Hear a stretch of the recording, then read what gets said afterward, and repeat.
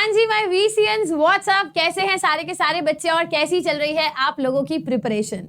बच्चे आज मैं आपके साथ 10 ऐसे चैप्टर्स डिस्कस करने वाली हूं जिन चैप्टर्स को करके आप 70 नंबर जेई मेंस में पक्के कर सकते हैं। बिल्कुल सही सुना आपने, जेई मेंस के केमिस्ट्री के वो 10 चैप्टर्स जिनको श्योरली आपको करना ही करना है। एंड दैट टू बच्चे अभी सही समय है इन चैप्टर्स को करने का, क्योंकि अब आपके पास लगभग 80 to 85 दिन है ना, 85 दिन का समय है आपके जेई मेंस के पेपर को। अब जेन्युइनली बच्चे किसी के पास भी इतना टाइम नहीं है कि आप एक एक चैप्टर को 25-25 घंटे दे रहे हैं, आप डिटेल में पूरा का पूरा चैप्टर कर रहे हैं। देखो अब इतना टाइम आपके पास बचा नहीं है। अब वो समय आ चुका है जब आपको कम पढ़ाई करनी है बट जिससे बेटर रिजल्ट्स आ सके, ऐसी पढ़ाई करनी है। उन चैप्टर्स पे फोकस करना है जिनसे शॉर्ट क्वेश्चंस बनते हैं और ऐसे क्वेश्चंस जिनमें नेगेटिव होने के चांसेस बहुत कम होते हैं। सो मेक श्योर बच्चे, अगर अभी तक आपने इस चैनल को सब्सक्राइब नहीं किया, फटाफट से सब्सक्राइब कर ले, बिकॉज अब हम आपको हर रोज गाइड करेंगे। हर छोटी से छोटी प्रॉब्लम जो आपको जेई मेन के सफर में मिलती है, उन प्रॉब्लम्स का सॉल्यूशन आपको यहाँ पर मिलने वाला है। सो लेट्स गेट स्टार्टेड कि कौन से वो चैप्टर्स हैं जिन चैप्टर्स को करके आप 70 नंबर मुट्ठी में कर सकते हैं।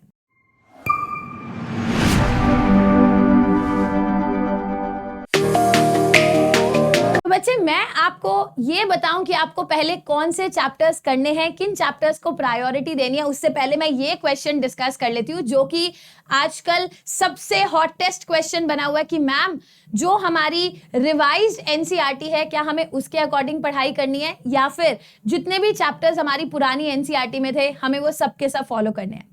देखो बच्चे, अक्टूबर एंड आ चुका है, अभी तक कोई ऑफिशियल नोटिफिकेशन नहीं आई है कि जो पोर्शन आपके एनसीईआरटी से हटा दिया गया है क्या वो पोर्शन आपके जेई मेंस के लिए है या नहीं है। तो अभी के लिए आप मान के चल सकते हैं कि वो पोर्शन आपके जेई मेंस में से एज ऑफ नाउ आप मान के चलिए कि वो डिलीट हो चुका है। अगर इन फ्यूचर कोई ऐसा अनाउंसमेंट आता है, कोई ऐसी नोटिफिकेशन आती है कि कोई भी पोर्शन आपके सिलेबस से डिलीट नहीं हुआ, we will be ready to do every single chapter. But अभी वो टाइम नहीं है कि आप पहले वो चैप्टर्स करें जो एनसीईआरटी में है ही नहीं। कल को 10 दिन बाद एक नोटिफिकेशन आया कि ये चैप्टर्स हटा दिए गए हैं, तो ये जो 10 दिन तुमने मेहनत करी it will go in when.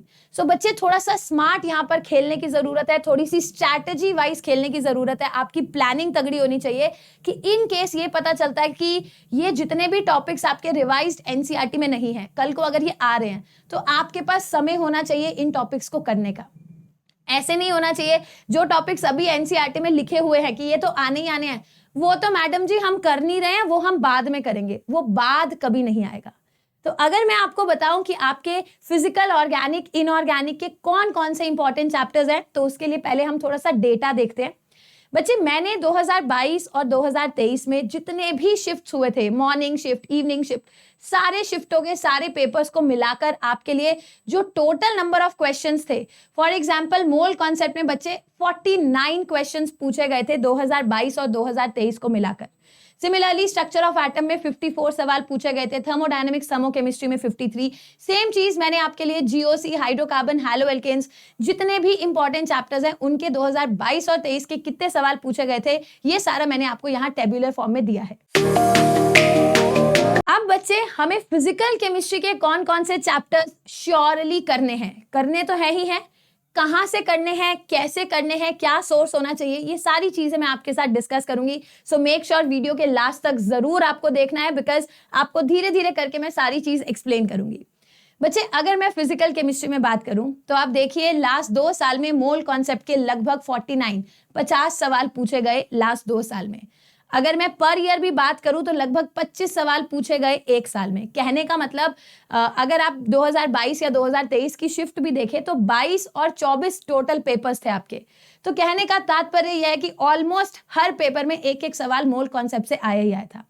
तो मेरे अकॉर्डिंग आपको फिजिकल केमिस्ट्री के वो कौन से 5 चैप्टर्स हैं जो शॉर्ट करने ही करने हैं, उनमें आता है बच्चे सबसे पहले हमारा mole concept, then we have structure of atom, उसके बाद हमारे पास है थर्मोडायनेमिक्स एंड थर्मोकेमिस्ट्री जिसमें 53 सवाल पूछे गए।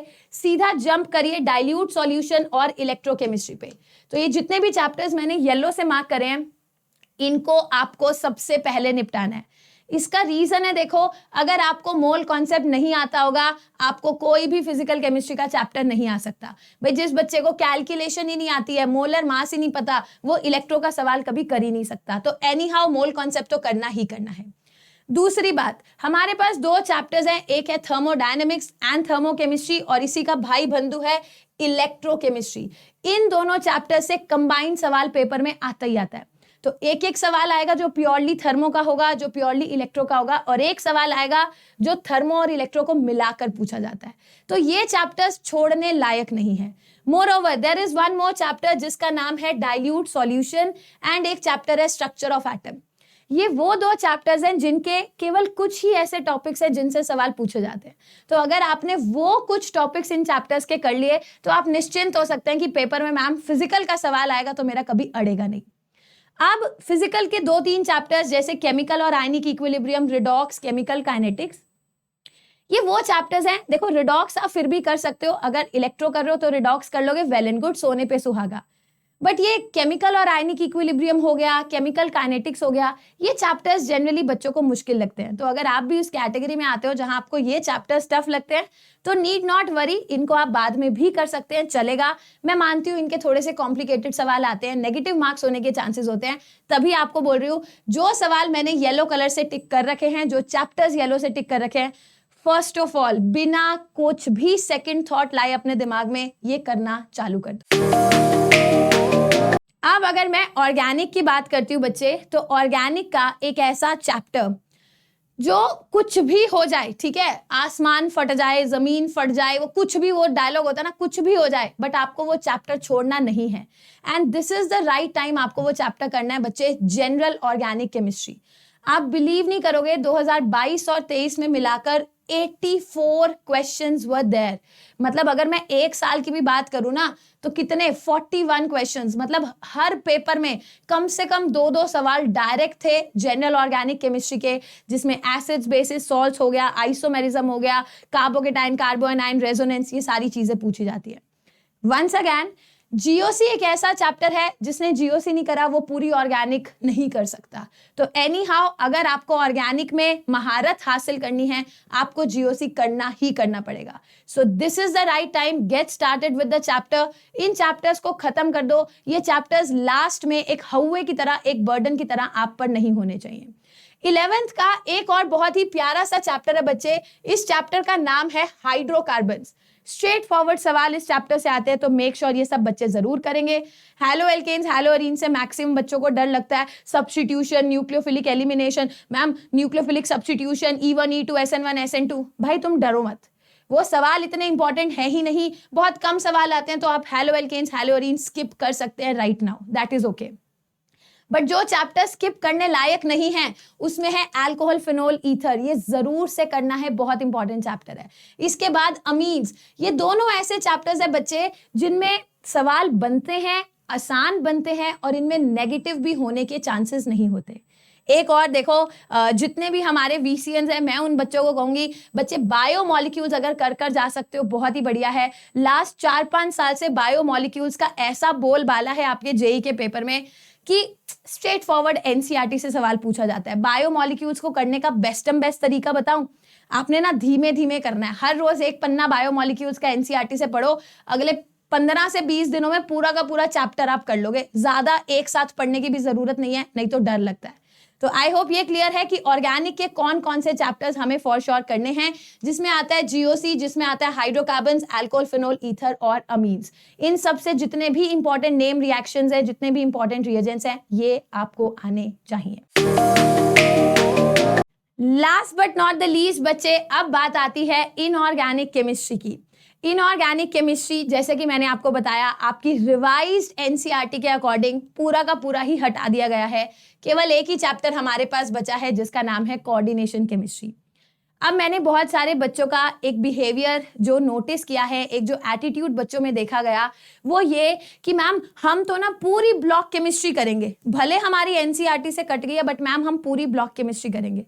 बच्चे ब्लॉक केमिस्ट्री करना बिल्कुल भी बुरा नहीं है, करनी भी चाहिए, बट अगर डाइसी है कि शायद वो मेंस में से कट सकती है, तो राइट नाउ उसको करके क्या फायदा, आप मुझे ये बताइए। ये चैप्टर कोऑर्डिनेशन, वंस अगेन बच्चे नंबर ऑफ क्वेश्चंस देखो, 2022 और 23 को मिलाकर 83 सवाल पूछे गए हैं। कोऑर्डिनेशन एक बहुत ही प्यारा चैप्टर है, इसमें भी एफर्ट लगते हैं, बट वो एफर्ट्स अगर अब लगाए गए, it is still worth it. आप सोचो, कोऑर्डिनेशन को मैं लास्ट में करूंगा, पहले मैं ब्लॉक केमिस्ट्री निपटाता हूं। देखो, उसको मैं समझदारी नहीं कहूंगी। अभी ये टाइम नहीं है कि आप मजदूरी करते जाएं करते जाएं करते जाएं, आपको पता नहीं है कि आउटपुट आएगा या नहीं आएगा। जैसे मैंने आपको पहले भी बोला था, अब समय है, कम काम करो बट इस तरीके से करो कि बेटर रिजल्ट्स आ सके। सो मेक श्योर बच्चे, कोऑर्डिनेशन केमिस्ट्री आपको जरूर करना है। जिस दिन एनटीए की तरफ से या कहीं भी एक ऑफिशियल नोटिफिकेशन हमारे पास आ जाता है कि इनऑर्गेनिक में ब्लॉक केमिस्ट्री करना है या नहीं, अगर आप ये सारे चैप्टर्स ऑलरेडी कर बैठेंगे, मतलब 70 नंबर अगर आपने प्रिपेयर कर लिए, तो 30 नंबर हम कर लेंगे ना। बट अगर अभी हम 30 नंबर के लिए फाइट मारेंगे तो 70 नंबर के लिए फाइट कब मारोगे। So this is the right time to do all these chapters. एक बार ये हो जाएंगे तो जो बाकी बचे हुए चैप्टर्स हैं, जो बाकी 30 नंबर हैं, उनको भी आप डेफिनेटली कर सकते हैं। मैम, अगला सवाल, आपने तो कह दिया कि अभी टाइम ही नहीं है पूरे डिटेल लेक्चर्स देखने का, तो अब आप हमें मुक्ति बात ये बताओ कि करना कहां से है। देखो बच्चे, this is the most appropriate time, जब आपको पहले तो ये पता होना चाहिए कि आपको कौन से चैप्टर्स करने, मैंने बता दिए कौन कौन से चैप्टर्स करने हैं। फिर आपको ये पता होना चाहिए इन चैप्टर्स को पढ़ना कितना है और इन चैप्टर्स से किस तरीके के सवाल आते हैं। किस तरीके के सवाल आते हैं वो चीज आपको सीखनी है प्रीवियस ईयर क्वेश्चन से। और इन चैप्टर्स को पढ़ना ऐसे है कि जिन टॉपिक से पीवाईक्यू बनाए जाते हैं, पहले वो टॉपिक मुट्ठी में करो। 20 घंटे एक चैप्टर को अगर मैं दूंगी तो मैं ये 10 क्या, मैं 5 भी चैप्टर्स कंप्लीट नहीं कर पाऊंगी। तो बच्चे, इसी चैनल पर फ्री ऑफ कॉस्ट आप बच्चों के लिए जेई ब्रीफ की सीरीज चल रही है, बिना failure, without even a single day, है ना, जो खाली गया होगा। हर रोज आपकी जेई ब्रीफ की क्लासेस होती है। So there are 2 classes on everyday basis. हमारे जेई ब्रीफ में केमिस्ट्री के ऑलमोस्ट सारे के सारे चैप्टर्स कंप्लीट हो चुके हैं। मैं आपको बताती हूँ कि इस जेई ब्रीफ की सीरीज में मैंने पढ़ाया कैसे। जैसे मैंने आपको बोला ना कि एक पर्टिकुलर चैप्टर में वो कौन से टॉपिक्स हैं जो शॉर्ट हमें करने हैं, जिनसे सवाल बनते ही बनते हैं, वो सारे topics along with the previous year questions मैंने यहाँ पर डिस्कस करे। तो आप ना एक टारगेट ले लो कि मैम अगला 10 दिन जो है वो मेरा टारगेट है। अगर मैंने अगले 10 दिन में हर रोज एक चैप्टर निपटाया, आपको और टाइम चाहिए, आप 20 दिन का टारगेट लो, डिपेंडिंग हो। देखो, बच्चा पूछता है मैम सबसे अच्छा टाइम टेबल क्या है। बच्चे, कोई टाइम टेबल अच्छा नहीं होता। ऐसा नहीं है कि आपने एक टाइम टेबल बना दिया मुझे 10 दिन में करना है और पता चले एक दिन में आधा चैप्टर भी नहीं हुआ। आपके लिए जो टाइम टेबल परफेक्ट है, बिकॉज मैं जानती हूँ बहुत सारे बच्चे कोचिंग्स में एनरोल्ड हैं, बहुत सारे बच्चे ट्यूशंस में एनरोल्ड हैं, कई बच्चों का स्कूल होता है। I know all these things, ये सब बच्चों के साथ है। आपको लगता है मैम ये 10 चैप्टर्स मैं 15 दिन में कंप्लीट कर सकता हूं, मुझे चैट में लिख के भेजो, माय टारगेट 15 डेज। आपको लगता है मैं 20 दिन में कंप्लीट कर सकता हूं, सोचो और मुझे लिख कर दो कि मैम मैं अगले 20 दिन में ये चैप्टर्स कर लूंगा। आपको क्या करना है, हर रोज बस एक 2-2 घंटे का लेक्चर देखना है। खूब सारे प्रीवियस ईयर क्वेश्चंस मैं खुद इसमें सॉल्व करा रही हूँ, और ये लेक्चर देखने के बाद जब आप खुद से एक्स्ट्रा प्रीवियस ईयर क्वेश्चंस की प्रैक्टिस करोगे ना बच्चे, exam is done, it is sorted. बच्चे, ये जो एग्जाम है जेई मेंस का, ये इतना टफ एग्जाम नहीं है कि आप उसको क्लियर ना कर पाओ। बट अगर आप ही मतलब अपने हथियार डाल दो और ये कह दो कि भाई ये तो बहुत टफ है, मेरे से नहीं होगा, तो पेपर वाला तो चाहता है ना कि तुम्हें फेल करे। आपको अपना कॉन्फिडेंस लूज नहीं करना। एक छोटी सी कहावत है, वो मैं बहुत बार अपने बच्चों के साथ शेयर करती हूँ, आपके साथ भी आज वो चीज शेयर करूंगी। बच्चे, जब आप बड़ी बड़ी चीजों को मैनेज नहीं कर पाते ना, when you can not take care of big things, divide it into small things. Take care of small things and those big things will ultimately fall in their place. आप हर छोटी चीज का टेक केयर करते जाओ, हर एक दिन 2-2 घंटे का चैप्टर करते जाओ, अपने आप आपके ये 10 चैप्टर्स कंप्लीट हो जाएंगे। एंड एक और चीज बोलती हूँ, जिस दिन आपके ये 10 चैप्टर्स कंप्लीट हो गए ना, ये 10 चैप्टर्स आपने मुट्ठी में कर लिए, आपका कॉन्फिडेंस लेवल डबल स्पीड से बूस्ट हो जाएगा। बिकॉज तब आपको पता है कि 70 नंबर मैं कर चुका हूं, बस 30 और करने की देरी है और मैं मैक्सिमम स्कोर कर सकता हूं।